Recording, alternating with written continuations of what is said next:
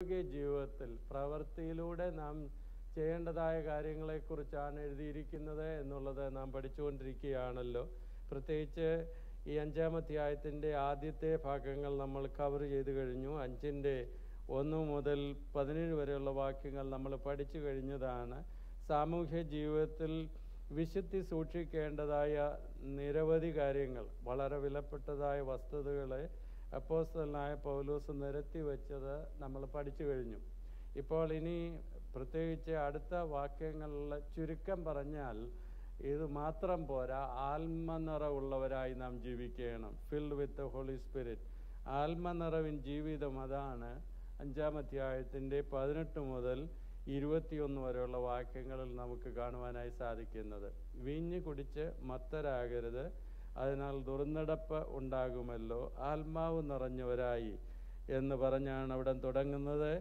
ആത്മാവ് നിറഞ്ഞവരായി സങ്കീർത്തനങ്ങളാലും സ്തുതികളാലും ആത്മീയ ഗീതങ്ങളാലും തമ്മിൽ സംസാരിച്ചും നിങ്ങളുടെ ഹൃദയത്തിൽ കർത്താവിന് പാടിയും കീർത്തനം ചെയ്തും നമ്മുടെ കർത്താവായ യേശുക്രിസ്തുവിൻ്റെ നാമത്തിൽ ദൈവവും പിതാവുമായവനെ എല്ലായ്പ്പോഴും എല്ലാറ്റിനു വേണ്ടിയും സ്തോത്രം ചെയ്തുകൊള്ളുവീൻ.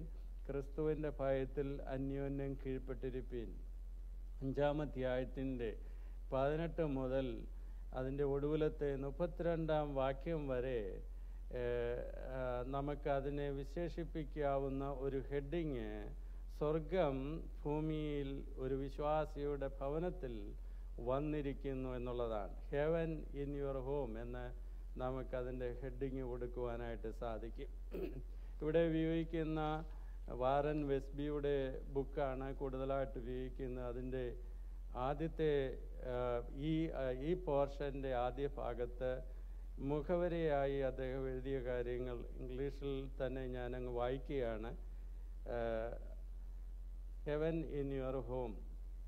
When home is ruled according to God's word, said Charles Haddon Spurgeon, angels must be asked to stay with us and they would not find themselves out of their element. ദൈവത്തിൻ്റെ വചനമനുസരിച്ച് ജീവിക്കുന്ന ഓരോ കുടുംബത്തിലും ദൈവത്തിൻ്റെ ദൂതന്മാർ വസിക്കും. അങ്ങനെയുള്ള ഒരു വീട്ടിൽ നിന്ന് പോകാനായിട്ട് ദൂതന്മാർ ആഗ്രഹിക്കുന്നില്ല എന്നാണ് സ്പർജൻ പറഞ്ഞിരിക്കുന്നത്. The trouble is that many homes are not governed by God's word. ദൈവവചനത്തിന് പ്രാധാന്യം കൊടുക്കാത്ത കുടുംബങ്ങളെയാണ് ഇന്ന് നമുക്ക് കാണുന്നത്. Even homes where the members are professing Christians. ദൈവമക്കളെന്ന് പറയുന്നവരുടെ വീടുകളിൽ പോലും ദൈവവചനത്തെ വേണ്ട പ്രാധാന്യം കൊടുക്കാത്തതാണ്. And the consequences are tragic. Instead of angels being guest in some homes, it seems that demons are the masters. ദൈവമക്കളായ, വേറെ നമ്മുടെ ഭാഷയിൽ പറഞ്ഞാൽ വിശ്വാസികളുടെ വീട് ദൂതന്മാരാണ് അവിടെ വസിക്കേണ്ടത്. എന്നാൽ അതിന് പകരമായി ദൈവവചനത്തിനും ദൈവഹിതത്തിനും പ്രാധാന്യം കൊടുക്കാത്തതിൻ്റെ ഫലമായി പിശാചാണ് ഭരണം നടത്തുന്നത്, മാസ്റ്റേഴ്സ് ആയിരിക്കുന്നത് എന്നാണ് അദ്ദേഹം പറഞ്ഞിരിക്കുന്നത്. Too many marriages end in the divorce court and nobody knows how many husbands and wives are emotionally divorced even though they share the same address. ഒരേ വീട്ടിൽ പാർക്കുന്നു എങ്കിൽ തന്നെയും ഭാര്യമാരും ഭർത്താക്കന്മാരും തമ്മിൽ മാനസികമായി ഡിവോഴ്സ് ആയിരിക്കുന്നത് പോലെയുള്ള അനുഭവമാണ് കാണുവാനായി സാധിക്കുന്നത്. The poet William Cowper called the home the only bliss of paradise that has survived the fall. മനുഷ്യൻ്റെ പാപനിമിത്തം എല്ലാം നഷ്ടപ്പെട്ടു, എന്നാൽ പരദീസയുടെ ഒരു ചെറിയ ഭാഗം മാത്രം ഭൂമിയിലുണ്ട്, അതാണ് കുടുംബം എന്നാണ് ഒരു കവി പാടിയിരിക്കുന്നത്. But too many homes are an outpost of hell instead of a parcel of paradise.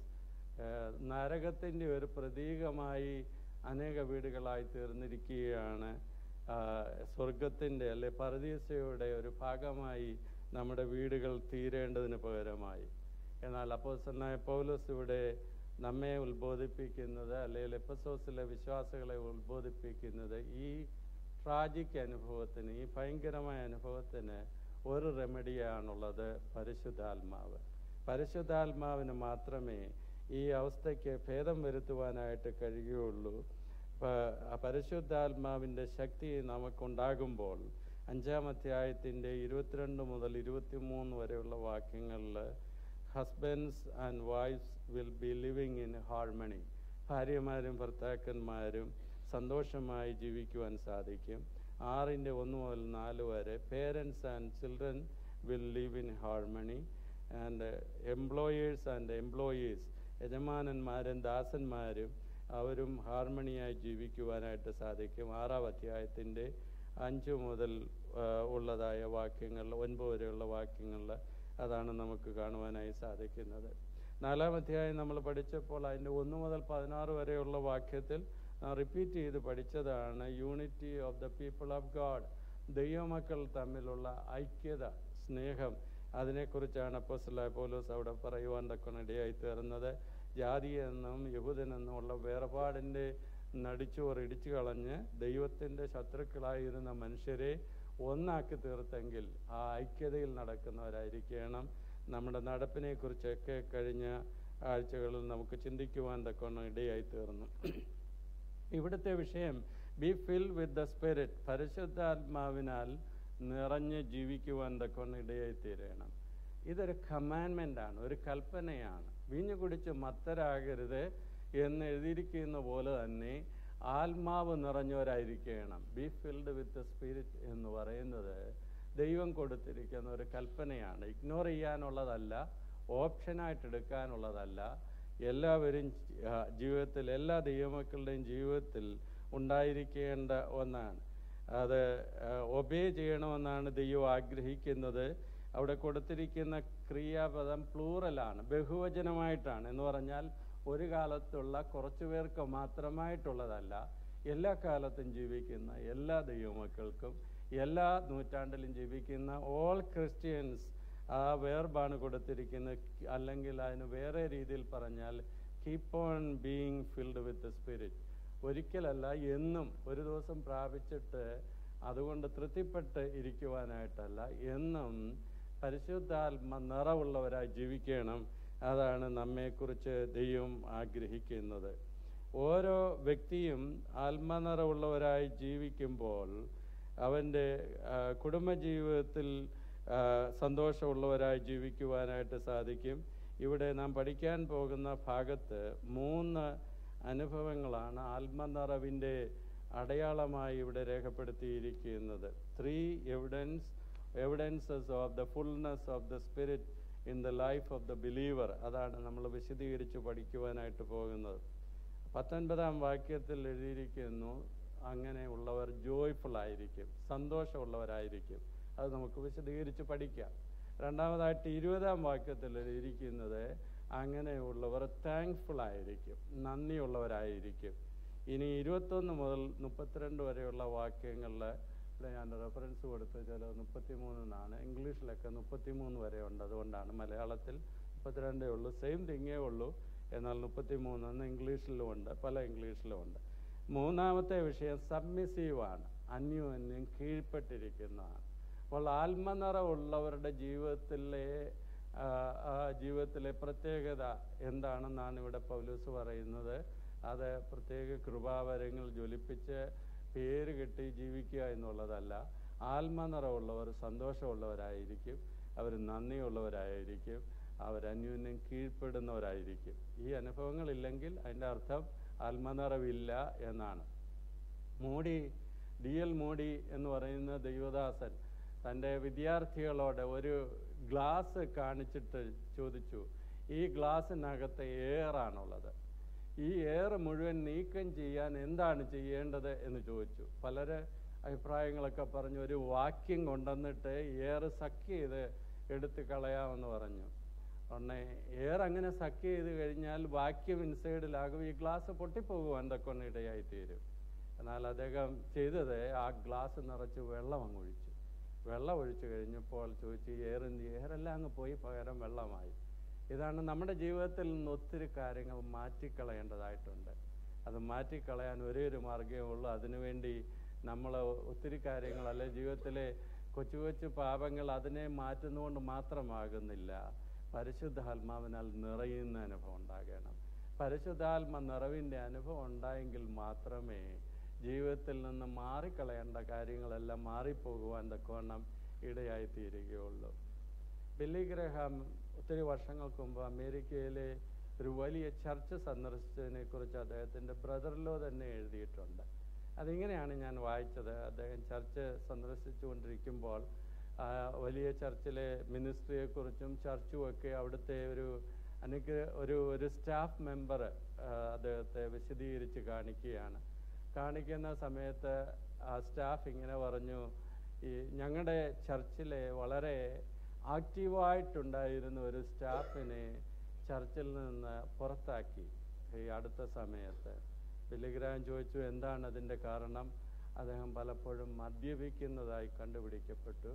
അങ്ങനെ മദ്യപിച്ചപ്പോൾ അദ്ദേഹത്തെ പുറത്താക്കി. ബില്ലി ഗ്രഹാം പറഞ്ഞു, നല്ല കാര്യം. എന്നാൽ ഞാനൊരു കാര്യം ചോദിക്കട്ടെ, ആത്മനിറവ് പ്രാപിക്കാത്ത ആരെയാണ് അടുത്ത കാലത്ത് നിങ്ങളുടെ സഭയിൽ നിന്ന് പുറത്താക്കിയതെന്ന് ചോദിച്ചു.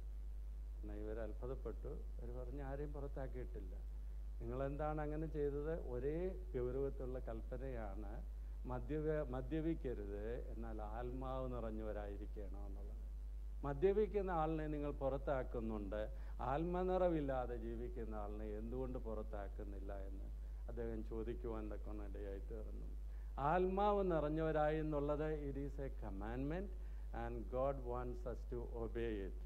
പരിശുദ്ധാത്മ നിറവ് എന്ന് ആ ക്രിയാപദവും അതിൻ്റെ ഉദ്ദേശവും എല്ലാം കൂടെ നമ്മൾ നോക്കിയാൽ നമുക്ക് തനിയെ ചെയ്യാവുന്ന ഒന്നല്ല, വേറൊരാൾ ചെയ്യേണ്ട ഒന്നാണ്. അതാണ് പരിശുദ്ധാത്മാവ്.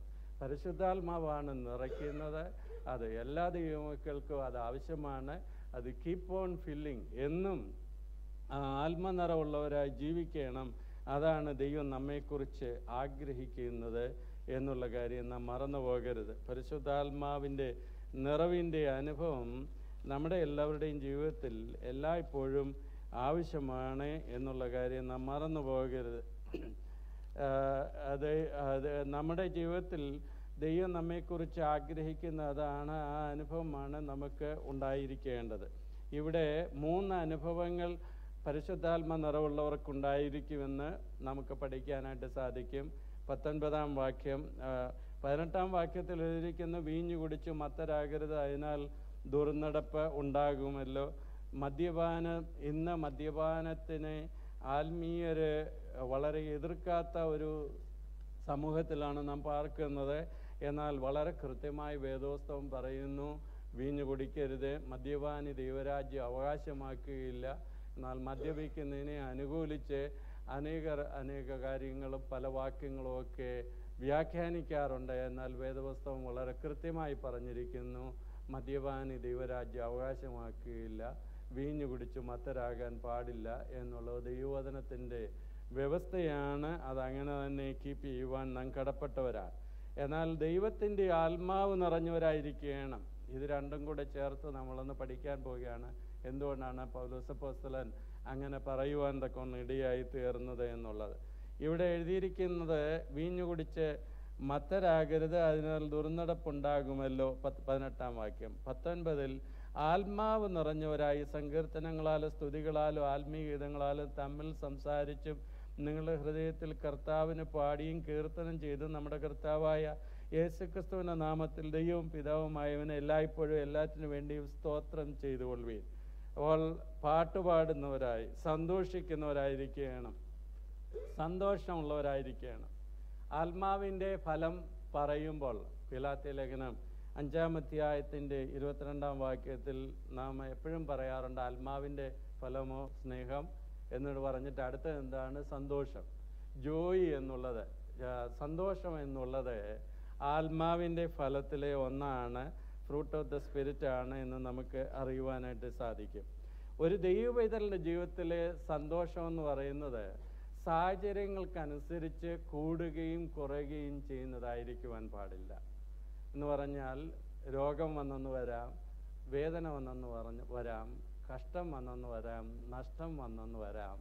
എന്നാൽ ഇതിൻ്റെ എല്ലാം നടുവിലും സന്തോഷിക്കുന്നവനായിരിക്കണം. അതാണ് ദൈവം നമ്മെക്കുറിച്ച് ആഗ്രഹിക്കുന്നത്. നമ്മളൊക്കെ എപ്പോഴെങ്കിലും ഉപയോഗിച്ചിട്ടുണ്ടല്ലോ തെർമോമീറ്റർ നമ്മുടെ ചൂട് അളക്കുന്നതാണ്. ശരീരത്തിൻ്റെ ചൂട് അളക്കാൻ ഉപയോഗിക്കും തെർമോമീറ്റർ. അപ്പോൾ തെർമോമീറ്റർ ക്രിസ്ത്യാനികളായിട്ട് നാം ജീവിക്കാൻ പാടില്ല. ഏതെങ്കിലും സാഹചര്യങ്ങൾ വരുമ്പോൾ സന്തോഷം കൂടും, സാഹചര്യം അനുകൂലമായിരിക്കുമ്പോൾ സന്തോഷം കൂടും, പ്രയാസവും പ്രശ്നവും ഒക്കെ ആയിരിക്കുമ്പോൾ സന്തോഷം കുറയും. അതാണ് തെർമോമീറ്ററിൻ്റെ അനുഭവം. എന്നാൽ തെർമോസ്റ്റാറ്റ് എന്ന് പറയുന്ന ഒരു സാധനം നമ്മുടെ വീടുകളിലെല്ലാം ഉണ്ട്. തെർമോസ്റ്റാറ്റാണ് ഈ ചൂടിനെയും തണുപ്പിനെയും എല്ലാം കൺട്രോൾ ചെയ്യുന്നത്. വെളിയിൽ ചൂട് കൂടുതലാണെങ്കിൽ തെർമോസ്റ്റാറ്റ് അത് കുറച്ച് വെക്കുന്നതനുസരിച്ച് ടെമ്പറേച്ചർ വീട്ടിനുള്ളിൽ കുറവായിരിക്കും. വെളിയിൽ തണുപ്പ് കൂടുതലാണെങ്കിൽ തെർമോസ്റ്റാറ്റ് കൂട്ടി വെക്കുന്നതനുസരിച്ച് ചൂട് കൂടുവാൻ തൊക്കെ ഇടയായിത്തീരും. ഇതാണ് ക്രിസ്തീയ ജീവിതത്തിൻ്റെ പ്രത്യേകത. തെർമോമീറ്ററായിട്ടല്ല നാം ജീവിക്കേണ്ടത്, തെർമോസ്റ്റാറ്റായിട്ട് ജീവിക്കണം. നഷ്ടവും കഷ്ടവും ഒക്കെ ഈ ഭൂമിയിൽ വരാം, വേദനകൾ വരാം, രോഗങ്ങൾ വരാം, മരണം തന്നെ സംഭവിക്കാം. എന്നാൽ ഇതിൻ്റെ എല്ലാം നടുവിലും സന്തോഷമുള്ളവരായി ജീവിക്കണം. അതാണ് ദൈവം നമ്മെക്കുറിച്ച് ആഗ്രഹിക്കുന്നത്. ഒരു ദൈവ ഇതിൽ സന്തോഷമുള്ളവനായി ജീവിക്കുവാൻ ആഗ്രഹിക്കാത്ത ആളാണ് പിശാച്. അതിനുവേണ്ടി നമുക്ക് എന്തെല്ലാം പ്രയാസങ്ങളും പ്രശ്നങ്ങളും ഒക്കെ വരുത്താമോ അതൊക്കെ നോക്കും. അപ്പോൾ ജീവിതത്തിൽ എപ്പോൾ സന്തോഷിക്കാൻ കഴിയാതെ കംപ്ലൈൻറ്റ് പറയുന്നവരായി നാം ജീവിക്കുന്നു. അതാണ് പിശാചിന് ഇഷ്ടം. എന്നാൽ ദൈവം നമ്മെക്കുറിച്ച് ആഗ്രഹിക്കുന്നത് ഏത് സാഹചര്യത്തിലും സന്തോഷിക്കുന്നവരായിരിക്കണം. ഫിലിപ്പിയർ 4:11 അപ്പോസ്തലനായ പൗലോസ് പറയുകയാണ്, ഞാൻ എല്ലാം ശീലിച്ചിരിക്കുന്നു. I have learned in whatsoever state I am therewith to be content. ഏത് അനുഭവത്തിലും സംതൃപ്തി ഉള്ളവനായിരിക്കുവാൻ ഞാൻ ശീലിച്ചിരിക്കുന്നു എന്നാണ് അപ്പോസ്തലനായ പൗലോസ് പറഞ്ഞിരിക്കുന്നത്. അതുകൊണ്ട് ജീവിതത്തിൽ സഫറിങ് ഇല്ലാത്ത ഒരവസ്ഥ, അല്ലെങ്കിൽ കഷ്ടപ്പാടില്ലാത്ത ഒരവസ്ഥ അന്നേരം മാത്രം സന്തോഷിക്കുന്നവരായിട്ടല്ല, ദൈവാത്മാ നിറവോടുകൂടെ ജീവിക്കുന്നവർക്ക് ഏത് സാഹചര്യത്തിലും സന്തോഷിക്കുന്നവരായി ജീവിക്കുവാൻ തക്കവണ്ണം ഇടയായി തീരുന്നതാണ്. ഇവിടെ അപ്പോസ്തലനായ പൗലോസ് ഇങ്ങനെ ജീവിതത്തിലെ വിഷമത്തിൻ്റെ നടുവിലും സന്തോഷിക്കുവാനുള്ള ഒരു ഉദാഹരണം അല്ലെങ്കിൽ ഇല്ലുസ്ട്രേറ്റ് ചെയ്യുന്നതാണ് മദ്യപാനവുമായി കമ്പയർ ചെയ്ത് പഠിപ്പിക്കുന്നത്. ട്രങ്കന്നസ് എന്ന് പറയുന്നത്, എന്നാൽ പരിശുദ്ധാത്മ നിറവിനെ അതിനോട് ചേർത്ത് നമുക്ക് കാണുവാനായിട്ട് സാധിക്കും. ഒന്ന് രണ്ട് കാര്യങ്ങൾ നമുക്കൊന്ന് ചിന്തിക്കാം. പെന്തക്കോസ്ത് നാളിൽ സംഭവിച്ചത്, അന്ന് 120 പേർ കൂടിയിരുന്നു, അവരുടെ മേൽ പരിശുദ്ധാത്മാവ് വന്നു.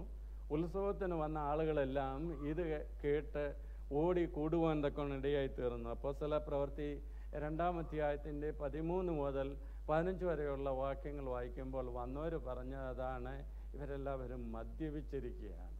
മദ്യപന്മാർ ചെയ്യുന്നത് പോലെ ഉള്ളതായ കാര്യങ്ങൾ, അവർ കാട്ടുന്നതായ കാര്യങ്ങളൊക്കെ ഇവർ ചെയ്യുന്നത് നമുക്കവിടെ കാണുവാനായി സാധിക്കുന്നുണ്ട്. അവരെ അക്യൂസ് ചെയ്തത് അവർ മദ്യപിച്ചിരിക്കുകയാണ് എന്നാണ്. അപ്പോൾ ഇവരും പുതുവീഞ്ഞ് കുടിച്ചിരിക്കുന്നു എന്നാണ് പറഞ്ഞത്. അപ്പോൾ ആത്മനിറവുണ്ടായപ്പോൾ കണ്ട ആളുകൾക്ക് തോന്നി ഇവർ പുതുവീഞ്ഞ് കുടിച്ചിരിക്കുകയാണെന്ന്.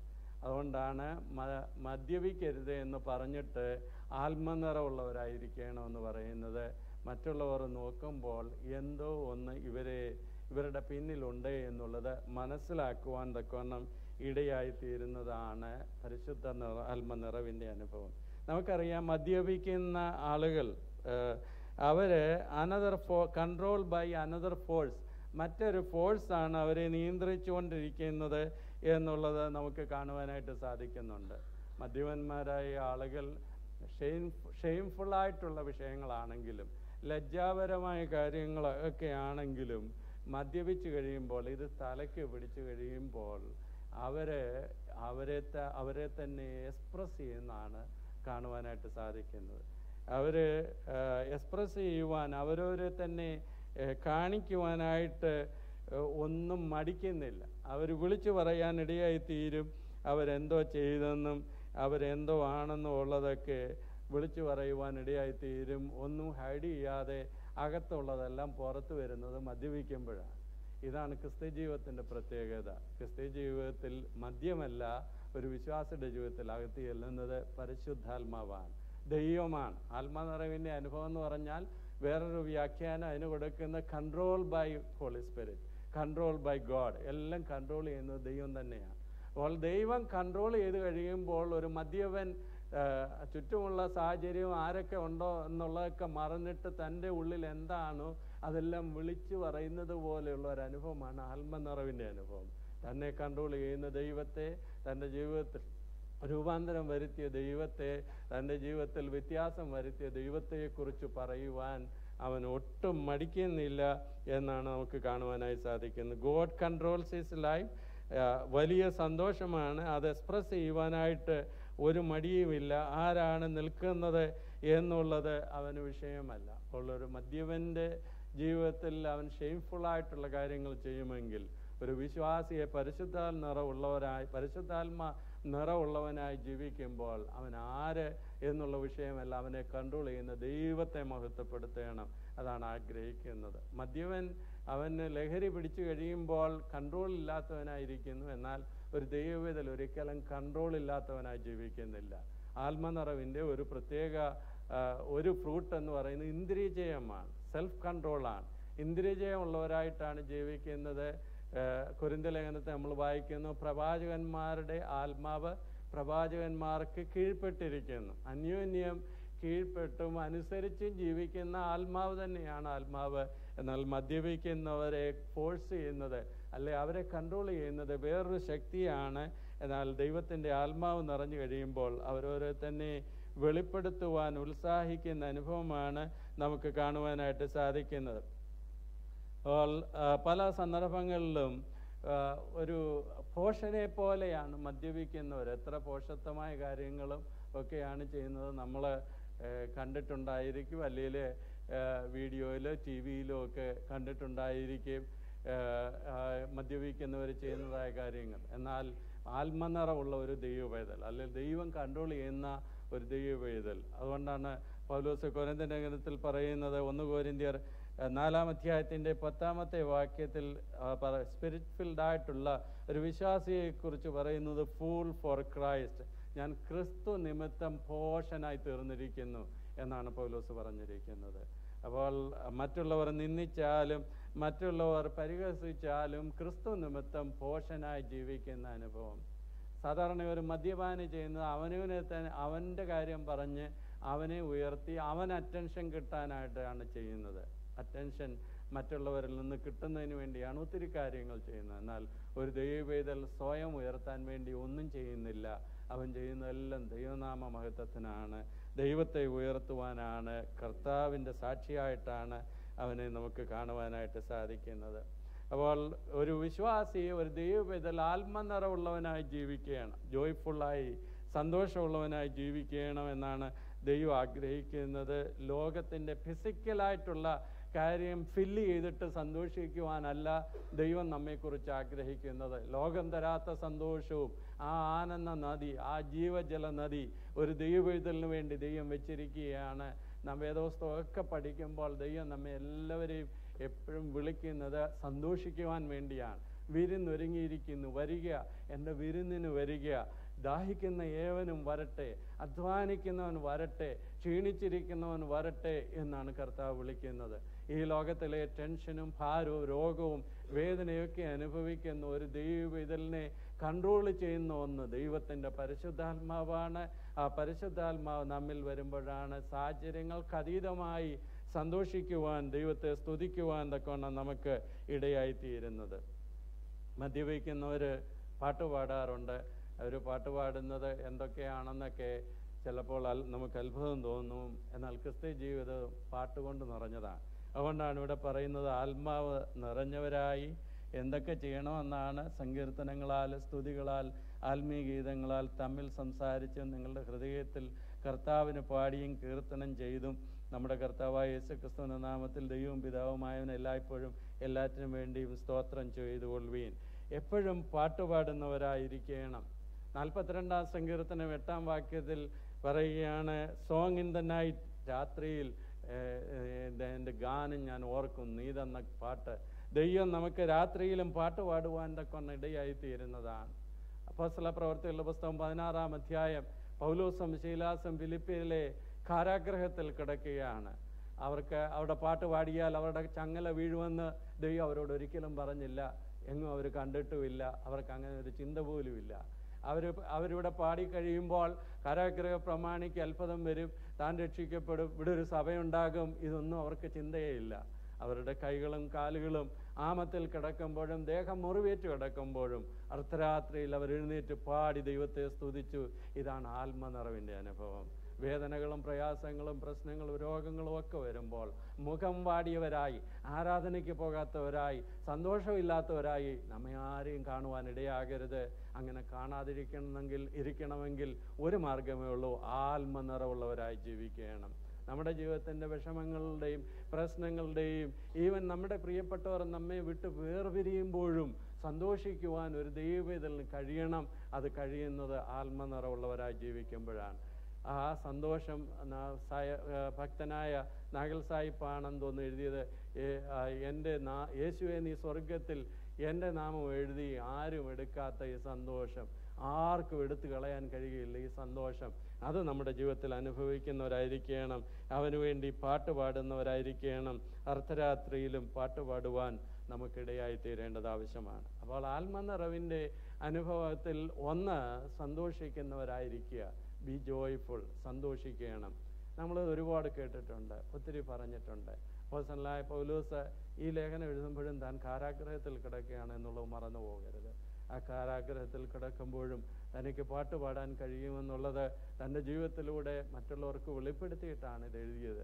താൻ ലേഖനം എഴുതിയ ഫിലിപ്പിയ ലേഖനം, കൊലോസ് ലേഖനം, എഫേസ് ലേഖനം, ഇതെല്ലാം കാരാഗൃഹത്തിൽ വെച്ച് എഴുതിയ ലേഖനമാണ്. ഫിലിപ്പി ലേഖനത്തിലെ എല്ലാ അധ്യായങ്ങളിലും കാണുവാൻ കഴിയുന്നത് സന്തോഷിപ്പീൻ എന്ന് ഞാൻ പിന്നെ നിങ്ങളോട് പറയുന്നു. ഒരു സന്തോഷവും ഇല്ലാത്ത പിരിമുറുക്കം നിറഞ്ഞൊരു ലോകത്തിലാണ് നമ്മളെല്ലാവരും ജീവിക്കുന്നത്. എന്നാൽ ഇതിൻ്റെ നടുവിൽ സന്തോഷിക്കാൻ കഴിയുന്നത് ഒരു കൂട്ടർക്ക് മാത്രമേ ഉള്ളൂ. അത് ആത്മനിറവുള്ള ദൈവമക്കളാണ്. പണം കൊണ്ടും അല്ലെങ്കിൽ ആരോഗ്യം കൊണ്ടും പ്രതാപം കൊണ്ടും സ്ഥാനമാനങ്ങൾ കൊണ്ടും നിലനിൽക്കുന്ന സന്തോഷം ആർക്കും ലഭിക്കുകയില്ല. നമ്മുടെ കർത്താവിന് മാത്രമേ അത് തരുവാൻ കഴിയുകയുള്ളൂ. അതുകൊണ്ട് ആത്മനിറവുള്ളവരായി സന്തോഷമുള്ളവരായി നാം ജീവിക്കണം. അതാണ് ദൈവം നമ്മെക്കുറിച്ച് ആഗ്രഹിക്കുന്നത്. ഇനി അടുത്തത്, ആത്മനിറവുള്ളവരുടെ ജീവിതത്തിലെ പ്രത്യേകതകളിൽ അടുത്തത് കാണുന്നത് 5:20 വാക്യമാണ്. നമ്മളത് 12 പ്രാവശ്യം വായിച്ചു. ഈ വാക്യങ്ങൾ ഒന്നിച്ചാണ് എഴുതിയിരിക്കുന്നത്. അവിടെ എഴുതിയിരിക്കുന്നത് നന്ദിയുള്ളവരായിരിക്കണം, അല്ലെങ്കിൽ മലയാളത്തിൽ സ്തോത്രം ചെയ്തുകൊള്ളുവീൻ എന്ന് പറയുമ്പോൾ ബി താങ്ക്ഫുൾ എന്നുള്ള പദമാണ് അവിടെ എഴുതിയിരിക്കുന്നത്. അവിടെ എഴുതിയിരിക്കുന്നു, കർത്താവായ യേശുക്രിസ്തുവിൻ്റെ നാമത്തിൽ ദൈവവും പിതാവുമായവന് എല്ലായ്പ്പോഴും എല്ലാറ്റിനു വേണ്ടിയും സ്തോത്രം ചെയ്തുകൊണ്ടിരിപ്പീൻ. എല്ലായ്പ്പോഴും എല്ലാത്തിനു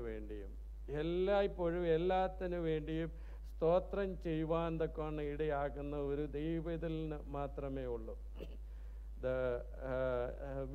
ഇവിടെ വീടിൻ്റെ അനുഭവമാണ്. ഹെവൻ അറ്റ് ഹോം എന്നാണ് ഇവിടെ നമുക്ക് കാണുവാനായിട്ട് സാധിക്കുന്നത്. വീടിനെ കുറിച്ച് പറയുന്നത് ഒരാൾ എഴുതിയിരിക്കുന്നത്, place where we R treated the best and complain the most. ഏറ്റവും നല്ലതായി ട്രീറ്റ് ചെയ്യപ്പെടുന്നതും ഏറ്റവും കൂടുതൽ കംപ്ലൈൻറ്റും കേൾക്കുന്നതും വീട്ടിലാണ് എന്നാണ് ഒരാൾ എഴുതിയിരിക്കുന്നത്. നമുക്ക് നമ്മുടെ ജീവിതത്തിൽ നമുക്ക് മറ്റുള്ളവരുടെ സർവീസ്, മറ്റുള്ളവരുടെ സ്നേഹം, മറ്റുള്ളവരുടെ ശുശ്രൂഷ, മറ്റുള്ളവർ നമ്മെ ഗ്രീറ്റ് ചെയ്യുന്നത്, ഇതെല്ലാം ആഗ്രഹിക്കുന്നവരാണ്. എന്ന് പറഞ്ഞാൽ ഇതെല്ലാം നമുക്ക് അവകാശപ്പെട്ടതാണെന്നുള്ള ഒരു തെറ്റിദ്ധാരണ ഉള്ളത് കൊണ്ടാണ് നന്ദിയില്ലായ്മ നമുക്ക് വരുന്നത്. എന്നാൽ എനിക്കിതിനൊന്നും യോഗ്യതയില്ല, ഇതെല്ലാം ദൈവത്തിൻ്റെ കരുണ കൊണ്ടും കൃപ കൊണ്ടുമാണെന്നുള്ള ബോധ്യമുണ്ടെങ്കിൽ നാം എല്ലാറ്റിനും എല്ലായ്പ്പോഴും നന്ദിയുള്ളവരായിരിക്കുവാൻ തക്കവണ്ണം ഇടയായിത്തീരുന്നതാണ്. നാം കംപ്ലൈൻറ്റ് പറയുന്നവരായിരിക്കണം എന്നുള്ളതാണ് പലപ്പോഴും പിശാച് നമ്മെക്കുറിച്ച് ആഗ്രഹിക്കുന്നത്. എന്നാൽ നമ്മുടെ ജീവിതത്തിൽ എപ്പോഴും എല്ലാറ്റിനും നന്ദിയുള്ളവരായിരിക്കുവാൻ നമുക്ക് കഴിയുമെങ്കിൽ അതാണ് ദൈവം നമ്മെക്കുറിച്ച് ആഗ്രഹിക്കുന്നത്. യാക്കോബ് 1:17 നമ്മൾ വായിക്കുന്നു, all good things are given by God. എല്ലാ നല്ല ദാനവും തികഞ്ഞ വരവൊക്കെയും ഉയരത്തിൽ നിന്ന് വെളിച്ചങ്ങളുടെ പിതാവിൽ നിന്ന് വരുന്നു എന്ന് പറയുമ്പോൾ ദൈവമാണ് എനിക്കിതെല്ലാം തന്നിരിക്കുന്നത് എന്നുള്ള ബോധ്യം നമുക്കുണ്ടെങ്കിൽ നാം ദൈവത്തിന് നന്ദി പറയണം. ഇവിടെ അപ്പോസ്തലനായ പൗലോസ് പറയുകയാണ്, എല്ലാറ്റിനും എല്ലായ്പ്പോഴും നന്ദി പറഞ്ഞുകൊണ്ടിരിക്കുകയും. അത് നമ്മൾ പ്രാക്ടീസ് ചെയ്തിട്ടില്ല ഇതുവരെ. നമുക്ക് നന്ദി പറയാനുള്ളത്, രോഗസൗഖ്യം കിട്ടുമ്പോൾ നന്ദി പറയാൻ അറിയാം, ആക്സിഡൻറ്റിൽ നിന്ന് വിടുവിച്ചാൽ നന്ദി പറയാൻ അറിയാം, എന്നാൽ വേദനകൾ വരുമ്പോഴും ഇല്ലായ്മകൾ വരുമ്പോഴും പ്രശ്നങ്ങൾ വരുമ്പോഴും അതിനും സ്തോത്രം ചെയ്യുവാനാണ് വചനം പറയുന്നത്. തെസ്സലോനിക്കർക്ക് എഴുതിയ 1 ലേഖനം 5-ാം അധ്യായത്തിൻ്റെ 18-ാമത്തെ വാക്യത്തിൽ അതാണ് ദൈവഹിതം. നാം എല്ലാറ്റിനും സ്തോത്രം ചെയ്യുന്നവരായിരിക്കണം, എല്ലാറ്റിനും സ്തോത്രം ചെയ്യുന്നവരായിരിക്കണം. അതാണ് ദൈവഹിതം എന്നാണ് എഴുതിയിരിക്കുന്നത്. അപ്പോൾ ഗ്രാറ്റിറ്റ്യൂഡ് ഉള്ളവരായി, നന്ദി ഉള്ളവരായിരിക്കണം. ഇതാണ് ദൈവം നമ്മെക്കുറിച്ച് ആഗ്രഹിക്കുന്നത്. അങ്ങനെ ഉള്ളതായ അനുഭവം നമുക്കുണ്ടാകണം. ഗ്രാറ്റിറ്റ്യൂഡ് എന്ന് പറയുന്ന വേർഡും ഗ്രേസ് എന്ന് പറയുന്ന വേർഡും ഒരേ മൂലകത്തിൽ നിന്നാണ് വന്നതെന്നാണ് പറയുന്നത്. അപ്പോൾ ആ കൃപയുണ്ടെങ്കിൽ മാത്രമേ നന്ദിയുള്ളവരായിരിക്കുവാൻ കഴിയുള്ളൂ. എനിക്ക് എല്ലാം വേണം, എല്ലാം എനിക്ക് അവകാശപ്പെട്ടതാണ് എന്നുള്ള ചിന്തയോട് ജീവിക്കുമ്പോൾ നന്ദി പറയാൻ നമുക്ക് തോന്നത്തില്ല. എന്നാൽ എനിക്കിതിനൊന്നും യോഗ്യതയില്ല, എല്ലാം ദൈവം തന്നതാണ് എന്നുള്ള ചിന്ത നമ്മെ ഭരിക്കുന്നുവെങ്കിൽ എല്ലാറ്റിനും നന്ദി പറയുവാൻ നമുക്ക് ഇടയാകുന്നതാണ്. താങ്ക്ഫുൾനെസ്സും താങ്കും എന്നുള്ള പദവും തിങ്ക് എന്ന് പറയുന്ന ഒരേ റൂട്ടിൽ നിന്ന് വന്നതാണെന്നാണ് പറയുന്നത്. എന്ന് പറഞ്ഞാൽ നാം തിങ്ക് ചെയ്യുകയാണെങ്കിൽ, if you are thinking more you will be more thankful. നാം കൂടുതൽ ചിന്തിക്കുന്നവരാണെങ്കിൽ കൂടുതൽ ദൈവത്തെ സ്തുതിക്കുന്നവരായിരിക്കും, കൂടുതൽ മറ്റുള്ളവരോട് നന്ദി പറയുന്നവരായിരിക്കും. ഞാൻ മുമ്പേ ഓർപ്പിച്ച പോലെ എഫേസ്യ ലേഖനം, കൊലോസ്യ ലേഖനം, ഫിലിപ്പി ലേഖനം, ഇവിടെല്ലാം അപ്പോസ്തലനായ പൗലോസ് ഒത്തിരി പ്രാവശ്യം എഴുതിയിരിക്കുന്ന ഒരു പദമാണ് താങ്ക്ഫുൾ. Be thankful. സ്തോത്രം ചെയ്യുന്നവരായിരിക്കണം എന്നാണ് മലയാളത്തിൽ എഴുതിയിരിക്കുന്നത്. എഫേസ്യർ 1:16, 5:4, 20-ാം വാക്യം ഇപ്പം നമ്മൾ വായിച്ചത്, ഫിലിപ്പിയർ 1:3, കൊലോസ്യർ 1:3, 12, 2:7, 3:17, 4:2 ഇവിടെ എല്ലാം എഴുതിയിരിക്കുന്നത് ദൈവത്തിന് സ്തോത്രം ചെയ്യുന്നവരായിരിക്കണം എന്നുള്ളതാണ്.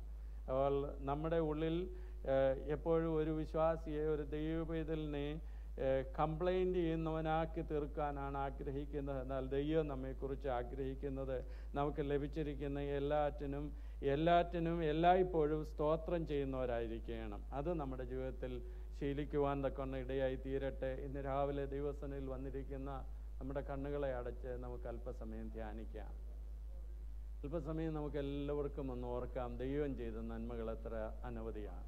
ദൈവത്തിന് കൊടുക്കാനായിട്ട് വന്നിരിക്കുന്നവരാണ്, സ്തുതിസ്തോത്രങ്ങൾ ഉയർത്തുവാൻ വന്നിരിക്കുന്നവരാണ്. സങ്കീർത്തനങ്ങളിൽ, വേദപുസ്തകത്തിൽ നമ്മൾ വായിക്കുന്നു, ഇസ്രായേലിൻ്റെ സ്തുതികളിൽ മേൽ അധിവസിക്കുന്നവനെന്നാണ്. എന്നാൽ ആരാധനയ്ക്ക് വന്നു കഴിഞ്ഞിട്ട് പോലും നമ്മുടെ ഉള്ളിൽ